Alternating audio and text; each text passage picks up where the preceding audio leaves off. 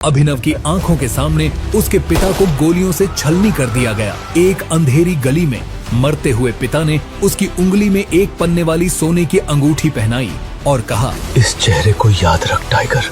उस रात के बाद अभिनव अनाथ हो गया। अनाथालय में पला बढ़ा। 18 साल की उम्र में बाहर निकला, अकेला, कंगाल, बेसहारा। नौकरी डिलीवरी बॉय। तनख्वाह इतनी कम कि 60 रुपए की पेस्ट्री भी सोच समझकर खरीदनी पड़ती थी। लेकिन एक चीज थी जो अभिनव को जिंदा रखती थी, वैभवी, उसकी गर्लफ्रेंड, उसकी इकलौती खुशी। जब तक उसने दिल पर छुरा नहीं चलाया, अपने ही बर्थडे पर सबके सामने वैभवी ने अमीर देवेन का हाथ पकड़ लिया। मैं कब तक एक लूजर के साथ रहूंगी, ये मेरे स्टैंडर्ड का नहीं है। और तभी उसने देवेन को अपनी बाहों में ले लिया। ये देखकर अभिनव टूट गया और वो शराब पीकर सुनसान सड़क पर बेहोश होकर गिर पड़ा। और यहीं से अभिनव की जिंदगी का खेल पलटा। तभी अभिनव को सड़क से उठाकर किसी ने उसे एक अनजान लड़की के बिस्तर पर लिटा दिया। और जब सुबह आंख खुली तो उसके बगल में सोई हुई थी अनन्या सिंह, शहर के सबसे ताकतवर खानदान की लड़की। उसने उसे थप्पड़ मारा और बोली, वो कौन? कुछ समझ पाता इससे पहले वहाँ उसके दादा हरदेव पाल सिंह आए और दोनों को साथ में देखकर का फरमान सुनाया, ये लड़का अब से मेरा दामाद है। जबरदस्ती की शादी, अपमान, नफरत, यही मिला उसे अपने ससुराल में। अनन्या की माँ ने चोर कहा, नौकरों के कमरे में सोने भेजा। मगर एक रात पार्टी में एक शख्स की नजर अभिनव की अंगूठी पर पड़ी और उसकी दुनिया बदल गई। अकरम देश के सबसे ताकतवर आदमियों में से एक अभिनव के पैरों में गिर पड़ा और बोला, वेलकम टाइगर। आखिर किसने मारा था अभिनव के पिता को और क्यों अकरम उसके पैरों में गिर गया? क्या होगा जब अनन्या को पता लगेगी अभिनव की सच्चाई? जानिए सिर्फ पॉकेट एफएम के show the return of tiger में। दिन, हफ्ते और फिर महीने बीत गए। अभिनव अब अनन्या के घर में एक नौकर की तरह रहने लगा। अभिनव अपनी पत्नी अनन्या के रूम का टॉयलेट साफ कर ही रहा था कि तभी उसे घर के नौकर ने गुस्से में बुलाया। अभिनव, कहाँ मर गया? अभिनव को पता था कि ये घर का पुराना नौकर है, जिसकी इज्जत इस घर में अभिनव से कई गुना ज्यादा है। अगर अभिनव ने उसकी बात नहीं मानी तो उसे घर से बाहर फेंक दिया जाएगा। क्या हो रघु भैया? जा और बाजार से राशन ले आ। आज अनन्या मैडम का ऑफिस वाला दोस्त चिराग आ रहा है। अक्सर लेट नाइट आते हैं दोनों। पति तू है पर खातिरदारी उस दोस्त की करनी पड़ेगी। अभिनव को नौकर की बात पर गुस्सा आ रहा था कि तभी फोन बजा और नंबर देखकर वो चौंक गया, क्योंकि नंबर दुबई का था। अभिनव ने फोन पिक नहीं किया और फटाफट पैसे, सामान की लिस्ट और झोला उठाकर साइकिल से बाजार चला गया। अभिनव के फोन पर बार बार दुबई से वो कॉल आ ही रहा था और अभिनव हड़बड़ाहट में जल्दी जल्दी चल रहा था कि अचानक वो एक लोकल गुंडे से टकरा गया। अबे ओ सूरदास, आंखों से अंधा है क्या? टकराने की हिम्मत कैसे हुई तेरी? उस गुंडे ने अभिनव को भांप लिया कि वो सीधा साधा लड़का है, इसलिए वो उसे और छेड़ने लगा। बेटे, अब तू टकराया है गज्जू भाई से, तो इसका हर्जाना तो तुझे भरना ही पड़ेगा ना। अभिनव उसे इग्नोर करके आगे बढ़ने लगा कि तभी उस गुंडे गज्जू भाई ने उसे लात मारकर गिरा दिया। अरे ये क्या कर रहे हैं आप? अभिनव ने इतना कहा और उठकर अपने पैसे और झोला उठाकर चल दिया। पर तभी उस लोकल गुंडे के आदमियों ने अभिनव को घेर लिया और उनमें से एक कालिया बोला, अबे ये तो वही घर जमाई है जिसकी खूबसूरत और अरबपति बीवी है। इसके घर में तो मेरा भाई नौकर है। अभिनव इस इंसल्ट को बर्दाश्त करके फिर सर झुकाकर आगे जाने लगा। लेकिन तभी कालिया ने उसकी कॉलर पकड़ी और बोला, आज तो हम इसे किडनैप करके इसकी बीवी को अपने अड्डे पर बुलाएंगे और पार्टी मनाएंगे अनन्या के साथ। ये सुनकर सभी गुंडे ठहाके मारकर हंसने लगे कि तभी अभिनव का फोन फिर से बजा। बार बार फोन को बजता देख कालिया ने अभिनव का फोन उससे छीन लिया और बोला, क्या बे, तेरी छमिया अनन्या का फोन है क्या? जरा मैं भी तो उसकी आवाज सुनूं। इतनी स्वीट है उसकी वॉइस। ये फोन दुबई से ही था जिसे अभिनव इग्नोर कर रहा था और कालिया को इस कॉल को उठाने से मना कर रहा था। देखो, जो करना है कर लो, पर प्लीज फोन मत उठाना। ऐसा बोलते ही कालिया ने जरा भी देर नहीं की और उसने फोन उठाकर हेलो कहा। Hello Ananya baby.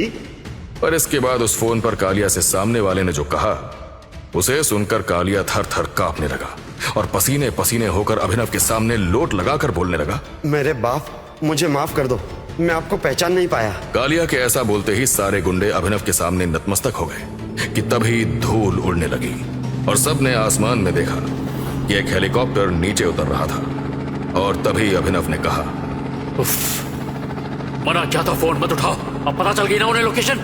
इतना कहते ही अभिनव उनमें से एक गुंडे की बाइक लेकर निकल गया और हेलीकॉप्टर आसमान में मंडराता रहा।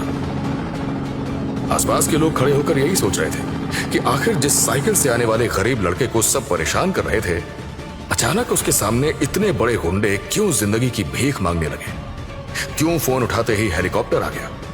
इस कहानी में अभी हैरत अंगेज राज खुलने बाकी है और हजारों की कहानी को फ्री में सुनते रहे। सब्जी मंडी से जैसे ही खाली हाथ अभिनव घर पहुंचा तो नौकर रघु फिर से चिल्लाया, क्यों बे अभिनव, तुझसे एक काम का कहा था वो भी नहीं कर पाया, खाली हाथ आ गया।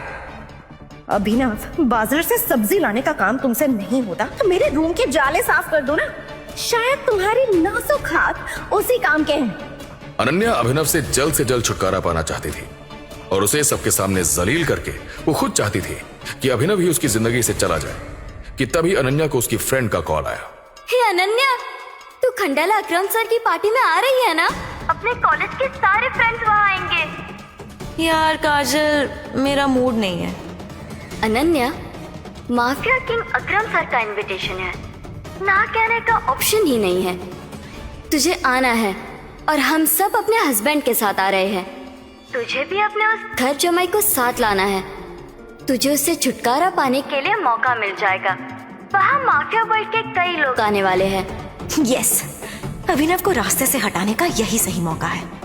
यस काजल, मैं अपने उस निठल्ले पति को लेकर आऊंगी।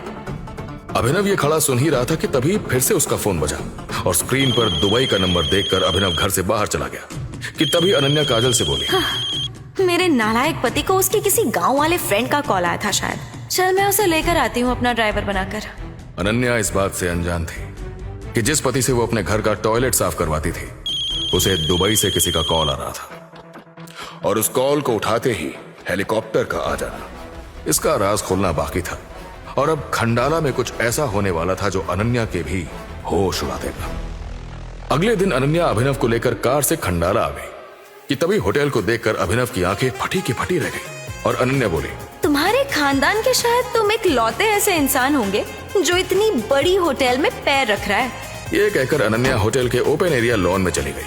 अभिनव भी अनन्या के पीछे चलता है कि तभी वहां अनन्या के कॉलेज के बिगड़ैल रईसजादे दोस्त उसे मिले और उनमें से राज नाम का घमंडी लड़का जो अनन्या पर पहले से ही लाइन मारता था, उसने अनन्या को नीचा दिखाने के लिए कहा, हे अनन्या, तुम अपने हस्बैंड की जगह पे अपने नौकर को साथ में लेकर आई हो ट्रिप पे? यही है मेरे हस्बैंड अभिनव। अभिनव के सिंपल से कपड़े देखकर अनन्या के फ्रेंड्स और उनके हस्बैंड मुंह बनाने लगे और आज जो होने जा रहा था उसका उन्हें अंदाजा भी नहीं था।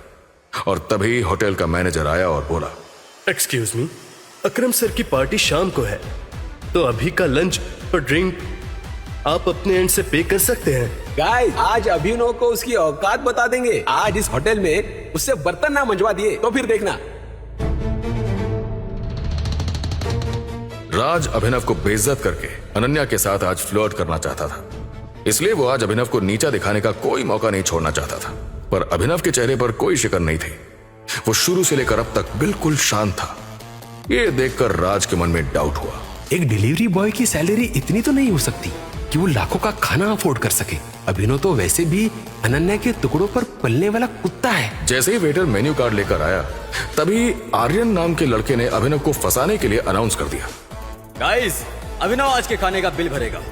नो, मैंने ऐसा नहीं कहा था। Hey guys, let's clap for Abhinav. 6,000 रुपए पर मंथ की सैलरी वाला द ग्रेट अभिनव, जो आज हमारा लाखों का बिल पे करेगा। अभिनव को समझ ही नहीं आया कि ये 1 मिनट में अचानक से क्या हो गया। हे राज, तुम तो बॉक्सिंग के चैंपियन थे कॉलेज टाइम में।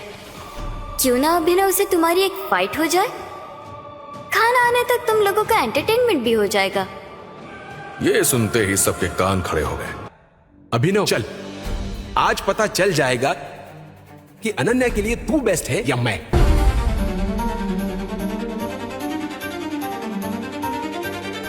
अभिनव जवाब तो देना चाहता था पर उसने दांत पीसते हुए बॉक्सिंग रिंग में कदम रखा। राज भी तैयार होकर बॉक्सिंग रिंग के अंदर आ गया। वहां दूसरी तरफ आर्यन और उसके दोस्त महंगी ड्रिंक्स और खाना ऑर्डर करने लगे। बेटा, ये 1.5 लाख का वाइन देना तो। तभी राज ने अटैकिंग मोड में आकर अभिनव को एक पंच मार दिया और अभिनव के मुंह से खून निकलने लगा। इसके बाद लगातार राज अभिनव को पंच मारता रहा और उसे हाथ उठाने का मौका ही नहीं दिया। और सभी ने मान लिया था कि अब अभिनव का काम तमाम हो जाएगा कि तभी अभिनव नीचे गिर गया। बस भी करो अभिनव, हार मान लो और बाहर आ जाओ रिंग से। अनन्या के इतना कहते ही बॉक्सिंग रिंग के बाहर रखा अभिनव का फोन बजने लगा।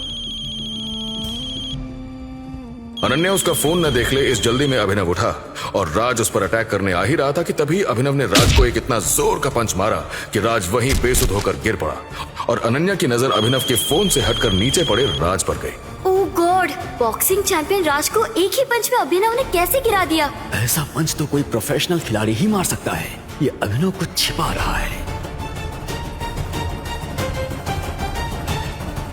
तभी अभिनव बाहर आया और उसने अपने फोन को उठाकर अपनी जेब में रख लिया कि तभी राज को होश आया और वो चुपचाप आके अपनी सीट पर बैठ गया। और तभी आर्यन ने राज से कहा, कोई बात नहीं राज, अभिनव ने वहां हरा दिया तुझे, पर खाने का बिल हमने इतना बढ़वा दिया है कि उसकी 7 पीढ़ी भी बिल नहीं भर पाएंगी। उसके बाद उसके हारते ही तू अनन्या के साथ सारी भड़ास निकाल लेना। ये रहा आपका बिल सर, जो है 5,40,000। अरे अरे कोई बात नहीं, हमारे अभिनव साहब के पास पैसे हैं बिल भरने के लिए, दो ही नहीं बिल पे करेंगे। पर तभी अभिनव को देखकर वो वेटर थोड़ा कंफ्यूज हो गया। उसके कपड़ों से उसने उसे तुरंत जज कर लिया था। तभी वेटर ने कहा, सर प्लीज रिसेप्शन पर आइए। तभी पीछे से काजल ने कहा, ध्यान रखना ये भाग ना जाए। अचानक होटल के मेन डोर पर कुछ Z+ सिक्योरिटी गार्ड्स आ गए और सबका ध्यान उस तरफ चला गया। तभी राज बोला, लगता है कोई सेलिब्रिटी आया है। सब टकटकी लगाकर गेट की तरफ देख रहे थे कि तभी सबने देश की टॉप 10 रिचेस्ट की लिस्ट में शुमार मिस्टर दिक्पाल को देखा और काजल चौंक कर बोली, ओह माय गॉड, मिस्टर दिक्पाल, ये तो अकरम सर के बॉस है। इनसे मिलने के लिए सालों वेट करना पड़ता है। मैं जिस कंपनी के मैनेजर हूँ उस कंपनी में इनका ही इन्वेस्टमेंट है।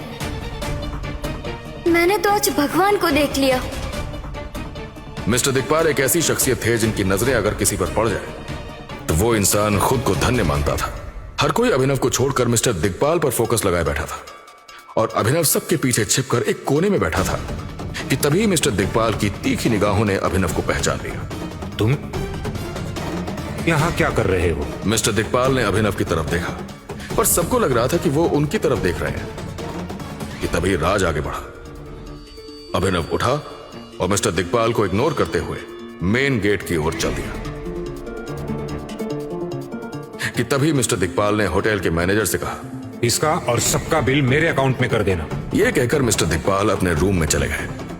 1 मिनट में इतना सब कुछ हो गया कि किसी को कुछ समझ ही नहीं आया कि तभी काजल बोली,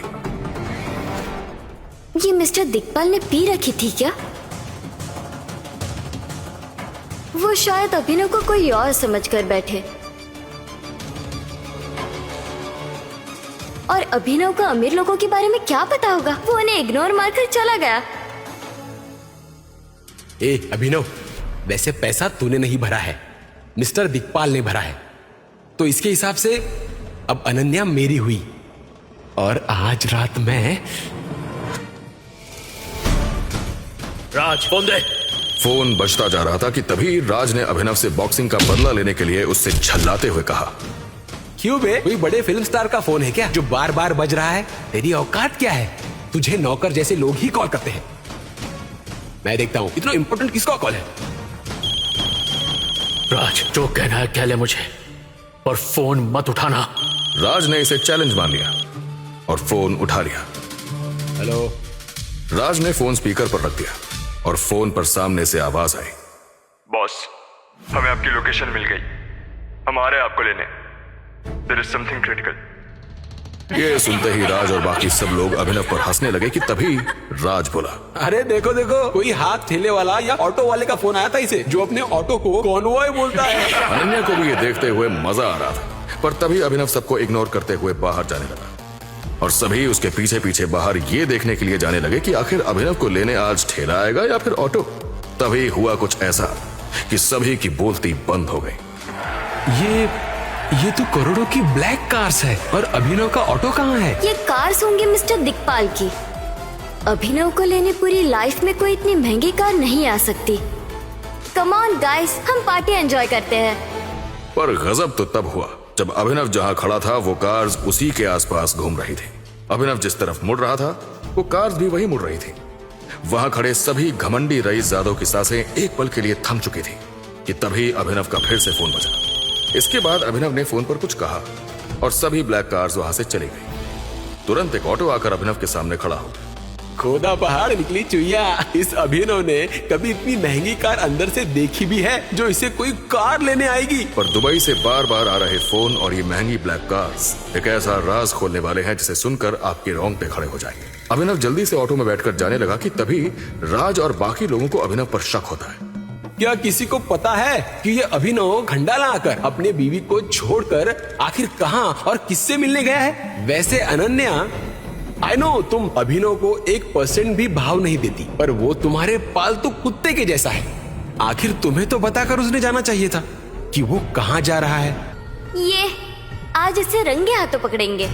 इतना कहने के बाद राज ने अपनी कार निकाली और सबके साथ अभिनव जिस ऑटो में था उसे फॉलो करने लगा। अभिनव, आज तेरी पोल खोल कर रहूंगा कि तू कहां जाता है और क्या कांड करता है। राज और अभिनव को लग रहा था कि आज अभिनव की असलियत सामने लाकर उसका मजाक उड़ाएंगे, पर इन्हें नहीं पता था कि इनके सामने अभिनव का आज वो सच सामने आने वाला है जिसकी इन्होंने सपने में भी कल्पना नहीं की थी। 4 ब्लैक कार्स अभिनव के ऑटो के सामने आ गई। ये देखते ही राज डरते हुए बोला, अरे ये तो वही करोड़ों की महंगी ब्लैक कार्स है जो होटल भी आई थी। तभी वो 4 ब्लैक कार्स अभिनव के ऑटो के आगे आगे चलने लगी और एक पुराने खंडहर के पास आकर ऑटो रुक गया। राज ने पहले ही अपनी कार रोक दी और सब चुपचाप कार से बाहर निकले। तभी ऑटो उनके सामने से वापस निकल गया। तभी काजल ने कहा, उस ऑटो वाले ने हमें देख लिया है, कहीं वो पता तो नहीं देगा अभिनव को। अब देख लिया तो क्या, हम अभिनव के राज से पर्दा उठाने के लिए एकदम करीब हैं। अब जो भी हो चलो। ऐसा कहकर सब अभिनव का पीछा करते हुए खंडहर में पहुंच गए। तभी वहां का नजारा देख सब लोग सन्न रह गए। Oh my God! आखिर ऐसा क्या देखा उन्होंने वहां? किसका आ रहा था अनाथ और गरीब अभिनव को दुबई से कॉल, और क्यों आ रही थी वो 4 महंगी ब्लैक कार्स बार बार? क्या है अभिनव का दुबई से कनेक्शन? क्यों कमिश्नर ने दी गरीब अभिनव को गन? आखिर क्या होने जा रहा है इस सनसनीखेज कहानी में और कितने राज खुलने बाकी हैं? तो बिना देरी किए पॉकेट एफएम ऐप डाउनलोड कीजिए और सुनिए the return of tiger Hindi में।